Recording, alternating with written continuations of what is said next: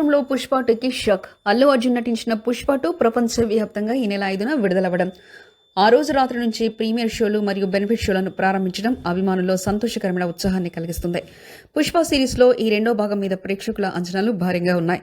ఇది విడుదలకు ముందే ప్రపంచవ్యాప్తంగా చర్చనీయాంశమైంది.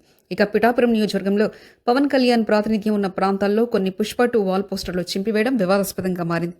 ఈ సంఘటనపై మెగా ఫ్యాన్స్ మరియు అల్లు అర్జున్ అభిమానుల మధ్య మాటల యుద్ధం మొదలైంది.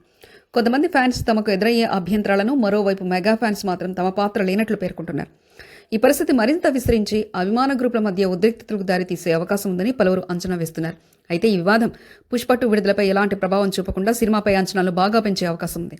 మరి ఈ వివాదం ఎలా పరిష్కారం అవుతుందో చూడాలి.